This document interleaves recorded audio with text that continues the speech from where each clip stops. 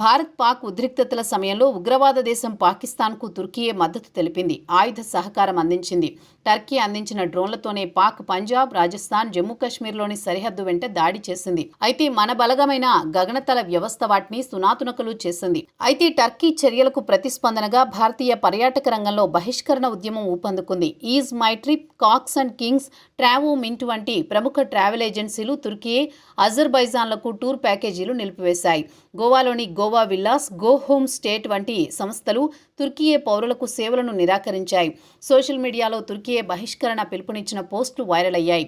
2024లో 3.3 లక్షల మంది భారతీయులు తుర్కీయేను సందర్శించగా ఈ బహిష్కరణ వల్ల ఆ దేశ పర్యాటక రంగానికి గణనీయమైన నష్టం వాటిల్లే అవకాశం ఉందని నిపుణులు అంచనా వేస్తున్నారు. తుర్కీయే ప్రస్తుతం తీవ్ర ఆర్థిక సంక్షోభంతో సతమతమవుతోంది. 2023లో జరిగిన భూకంపం తర్వాత ఆర్థిక ఇబ్బందులు మరింత తీవ్రమయ్యాయి. అధిక ద్రవ్యోల్బణం, లిరా కరెన్సీ విలువ క్షీణత, విదేశీ మారక నిల్వల క్షీణత వంటి సమస్యలు ఆ దేశ ఆర్థిక వ్యవస్థను బలహీనపరిచాయి.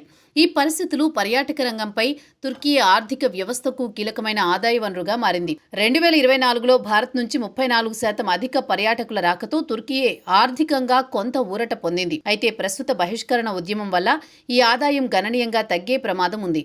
ఈ బహిష్కరణ ఉద్యమం నేపథ్యంలో తుర్కీయే పర్యాటక మంత్రిత్వ శాఖ 2025 మే 13న ఒక ప్రకటన విడుదల చేసింది. భారతీయ పర్యాటకులు తమ దేశాన్ని సందర్శించడం కొనసాగించాలని, వారి భద్రతా సౌకర్యాలకు ఎలాంటి ఢోకా లేదని హామీ ఇచ్చింది.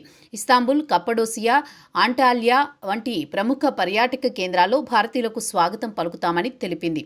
అయితే ఈ ఆహ్వానం భారతీయ నెటిజన్లలో మిశ్రమ స్పందనలను రేకెత్తించింది. భారత్, తుర్కీయే మధ్య దౌత్య సంబంధాలు 1948లో ప్రారంభమైనప్పటికీ తుర్కీయే, పాకిస్తాన్ అనుకూల వైఖరి ఈ సంబంధాలను ఎల్లప్పుడూ ఒడిదుడుకులకు గురిచేసింది. కశ్మీర్ అంశంపై తుర్కీయే ఏకపక్ష వైఖరి, భారత్కు వ్యతిరేకంగా ఐక్యరాష్ట్రాలతో వ్యాఖ్యలు రెండు దేశాల మధ్య దూరాన్ని పెంచాయి. అయినప్పటికీ 2019 నాటికి రెండు దేశాల మధ్య వాణిజ్యం $7.8 బిలియన్ చేరుకుంది.